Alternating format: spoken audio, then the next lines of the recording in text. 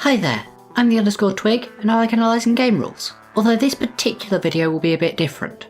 I won't be analysing any rules, I'll be analysing a whole bunch of maths. Recently, another much larger YouTuber called Treantmonk has been making a series of D&D 2024 builds so that he could get an understanding of what the new good damage looks like. In total, he made 42 builds, going right from levels 1 to 20 across 10 of the 12 classes. He decided not to make any wizards or clerics because he thought that they would be reasonably similar to other previously calculated builds. That there is a pretty massive amount of data, so let's analyse it and see if we can get any interesting mathematical conclusions. Now, obviously some of you will find maths hard. I'm going to try and explain everything as simply as possible and not get too bogged down in the numbers. I'm also treating this as a sort of test or pilot for some videos I want to do when the monster manual comes out. So if you have any feedback about the format, please let me know. First though, I need to give some credit. Obviously to Treantmonk, who did all of these builds and allowed me to use them in the video, but also I need to thank a few members of his Discord, in particular Sir Atlas and Grizzly Badger, just for asking me questions about my findings, which really helped me refine my results. Finally, Twiddlebit, who created a graph of all of Treantmonk's builds, which I have shamelessly stolen. I also of course need to thank my Patreons. These guys help to support the show and get to watch my videos early and ad-free. They also get to participate in the endless blood feud between SK and Mark Rainbow to hold dominion over the land of Oz. So, let's get into it. First off, base data. I'm not going to spend too long on this because it's not very pretty, but I just want to point out these two bard builds. These are Valor bards using Conjure Minor Elementals, and their damage is way above everything else because that spell is insane. At high levels, they're doing about 40 to 50 DPR more than the third best build, so I'm going to be removing these two bards from the population, because they're outliers. That means that my maths is actually only based on 40 builds, not 42. Before we do any actual maths though, I want to first talk about my two main assumptions. First off, I'm assuming that Treantmonk's builds are a good and fair representation of optimised builds. I'm personally happy with this assumption. Treantmonk is probably the D&D optimisation YouTuber that I have the most respect for. He makes fair and consistent assumptions about the duration of combats and resource expenditure. He has a very good grasp of the game rules, and he typically avoids abusive, unreasonable or overpowered combos, unless that is the central point of his video. The second assumption is that the damage of these builds fits a normal distribution. That's your classic bell curve. I'll have a bit more about this later to support my decision, but for now, yes, that's a reasonable assumption. Right, we have a whole bunch of data and we're happy with our two core assumptions. The obvious first thing to do here is to calculate the mean damage at every level. That's your classic average, the one you learnt in school.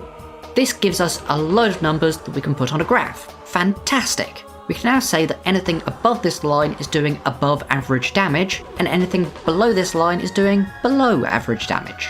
This is a really useful starting point, but it doesn't really tell us anything more than that. If my damage is 5 above average, how good is that? If I was at level 1, that would be absolutely wild. The average there is only about 7, so I'd be doing over 70% more than most builds. If I was at level 20 though, I'd be doing less than 10% above average damage. That sounds much less impressive. What we need is some way to calculate the spread of the damage. That's where the standard deviation comes in. You can think of this as a way to measure the variance in builds. If the damage is really similar, like at level 1 where it's all squished up, the standard deviation will be low. If the damage is really spread out though, like at level 20, the standard deviation will be high. What we can do is calculate the standard deviation at each level, and then add it onto the mean, giving us a new, slightly higher line. If we agree our two core assumptions from earlier, we can now say that anything above this line is in the top 15.9% of all builds. We can add it on a second time for mean plus 2 standard deviations. Anything above that line is in the top 2.3% of all builds. You might consider these to be great and outstanding damage. Similarly, we can do mean minus the standard deviation for a bad and terrible damage line. For those that care, I've used the standard deviation for a sample formula. That's because this is based on 40 builds, not on all possible builds. That would unfortunately be a bit more difficult. Finally, the last thing I want to add to this graph is the median damage. That's just the middle value. If you had the numbers 2, 4, 5, 10 and 20, the median would be 5, because it's in the middle. As you can see, the median is very similar to the mean. That suggests that these two builds do indeed fit a normal distribution. Basically, because these two lines are so similar, the rest of the maths in this video is pretty good. Now, Treantmonk actually splits his builds into two categories. Base builds, where he just looks at a really simple build with no subclass, and optimized builds, where he was giving himself stuff like subclasses, dips, and species to try and maximize his damage. We can split those out and do a separate graph of his 10 base builds and his 30 optimized builds, and here's everything all together.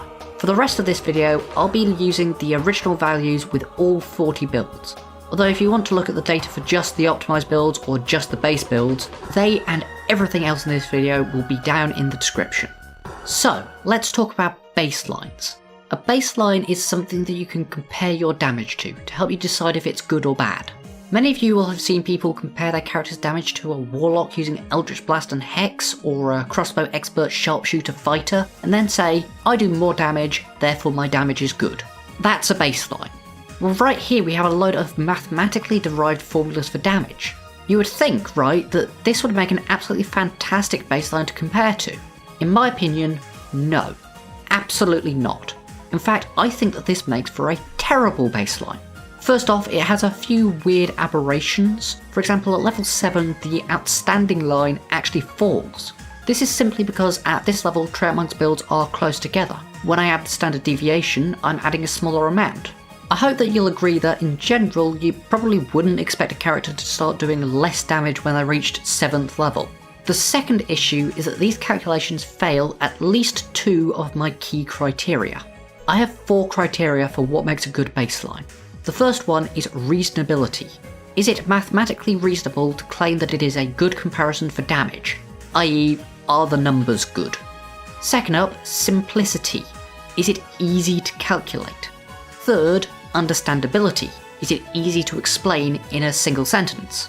And finally, fourth, reliability. Can it be considered to be consistent and repeatable at any time? With reasonability, this graph actually hits it completely out of the park. It's based on 40 actual builds. The others, though, are big issues. Simplicity is an absolute failure. If you wanted to check my numbers, you'd have to first calculate the damage for 40 characters, some of which are horrendously complicated, looking at you fighter with your studied attacks, and then do a bunch of weird statistics. That's too much for a normal person. Understandability is also getting an F. So far this script is over 1,300 words long. No way are you explaining it in a single sentence. Finally, reliability. I'm going to explain this criterion a bit more because it's probably the most judgmental one. My favourite baseline in 2014 was the crossbow expert fighter. They were a subclassless fighter who was a variant human and then took crossbow expert at 1, sharpshooter at 4, and boosted dexterity at 6 and 8. That's an incredibly reliable build. They don't use any resources unless you count ammo, and they aren't going to have significant peaks and troughs depending on the circumstances. They're always just going to shoot their crossbow again and again. Something like a paladin is much less reliable. They'll eventually run out of smites, and they might try and do some sort of crit fishing, which will increase variance and reduce consistency. On some turns they'll do massive damage, and on others they'll do a relatively small amount of damage. I can't really assess the reliability of this calculation because it's not a build, but it is based on a whole bunch of builds, so any unreliability will be carried through. Basically, if any of Treantmonk's builds have unreliable damage, that will make my calculations more unreliable. So if we can't use these calculations as a baseline, what are they useful for? Well, as I said, they are almost unmatched in terms of the reasonability criterion. That makes them absolutely exceptional as a way of assessing the reasonability of other potential baselines. If something is close to this line, we can fairly confidently say that it is close to the average damage. That's incredibly useful. And hey, we have 40 builds already made that we can test it out on. This gets a bit mathsy, so I'll walk us through one example. This is Treantmonk's base monk. They do 24.4 damage per round at 5th level. The mean at 5th level is 21.2, so they are doing 3.2 more damage than the average character. We can then divide that 3.2 by the standard deviation at level 5, 7.1, to find that the monk is doing about 0.45 standard deviations more than the average build. Using some fun maths called Z-scores, which I'm not going to explain, we can show that they are in the top 33% of, quote, all builds, although on the table I'm about to show it will say that it's about 67%, because 100% minus 33% is 67%. I've done this same process for every single build at every single level, and produced this. So first up, I've tried to use a colorblind accessible palette. So if any of you are colorblind, please let me know if this works for you. I want to make this as easy for everyone as I can. On the main table here, I've calculated all of the percentiles. Here's that monk. As you can see, at 5th level, it's in the 67.3rd percentile, slightly higher, just because I've not used rounded values this time. Over here, I've then taken the mean average percentile, which tells us how each build performs on average over the course of its career. Next, I've calculated the standard deviation of the percentiles. To explain standard deviation again, this is basically how much variance there is. If we look at the base bard, it's really consistently low, which means it's got an incredibly small percentile deviation, so it's green. Compare that to the Moon Druid, which starts off low, then spikes up, falls back down again, spikes again, and then finishes tier 4 as one of the absolute best builds in the game. It has a really high percentile deviation, so it's red. Finally, we have the peak variance. This basically tells us the maximum distance each build gets from 50%, the mean average. Looking at the Moon Druid again, it has a peak variance of 48.3%, because its most extreme percentile is this 2.7% at level 1. 50% minus 2.7% is 48.3%. Similarly, this Shadow Monk reaches the peaks of 98.8% at level 10, so its peak variance is 98.8% minus 50% equals 48.8%. I want to find a build which is as close as possible to the mean, the average damage. That means I want the mean percentile to be blue, and the percentile deviation and the peak variance to be green. We have two builds here in the dark green, although the Beastmaster Longbow Ranger has a yellow mean percentile. That's not great. This Sword and Board Vengeance Paladin, however, is incredible. The mean percentile is 50.3%. Our target is to get as close to 50% as possible, and its percentile deviation is low in this light green colour. If I sort by mean percentile quickly, you can see that there are only 4 builds close to the 50% mean percentile, and they all have terrible deviations. Looking at it like this, mathematically I'd say that Treantmonk's Sword and Board Vengeance Paladin is the best build for my reasonability criterion. Unfortunately, if you remember, I said that I don't really like paladins for benchmarks because I don't find them reliable. They run out of spell slots and channel divinities, and in actual play many people like to save smites for critical hits. Treantmonk tried to account for this in his calculations by saying that only 50% of the paladin's spell slots get used for smites, but I still don't really like it. So I decided to sort by percentile deviation, just to see if I could find anything else. The bards and fighters are just way too low to be useful, the berserker is too high, I've already talked about paladins, ranger and warlock are too low, but then I found this rogue. This character is just a straight 1 to 20 subclassless rogue, who gets True Strike at first level from either the High Elf or Magic Initiate Wizard, and then uses Steady Aim with a light crossbow. There's no resource expenditure, no complex decision trees, they aren't doing that thing with a thief and spell scrolls, and they aren't even making a second sneak attack with their reaction. Rogue is one of the most reliable classes in the entire game. Unfortunately, this peak at 3rd level is a bit too big for me. And then after that, they're honestly a bit too low. What if there was a way to increase their damage a bit, but reduce that peak? Or maybe just delay it so it's increasing when everyone else is increasing? That would make it a really fantastic fit. So, with that in mind, I made my own build. This is the same subclassless True Strike Rogue, but this time it takes a 1st level dip in Fighter for archery and a heavy crossbow. That boosts its damage across the board, and delays the Steady Aim peak to 4th level, when everyone else will be getting a feat. And oh my god, just look at that. It has the lowest peak variance of any build, and a lower percentile deviation than even the Paladin. Now, I'm not going to pretend that I'm just better at building characters. I was going into it with the specific aim of trying to get as close to these numbers as possible, whereas Treantmonk had never even seen any of this analysis before. As far as I'm concerned though, this rogue is fantastic. They score incredibly well on my reasonability criteria, they're very simple to calculate, it's just one attack with a whole bunch of d6s on it, and they're fairly understandable. I'm going to dock a few marks for their multi-class. Also, as a rogue, they're just extremely reliable. No resources, no circumstantial peaks and troughs, and they're even ranged so they don't have reliability issues when fighting flyers. Now, there is more than one way to analyse data. I've selected my favourite potential baselines like this, but Treantmonk did it by ranking all of his builds and then finding one that was fairly consistently near the middle of the pack. From what I understand, his pick was this charisma based Pact of the Blade two-handed Warlock. It's again got a pretty good mean percentile, although it does drop into the red here at level 4 and its percentile deviation is a bit higher than I'd like. But that's looking again at my analysis method, not his. His method suggests that the paladin I like overperforms in tier 3. Neither of us has come up with an objectively correct solution.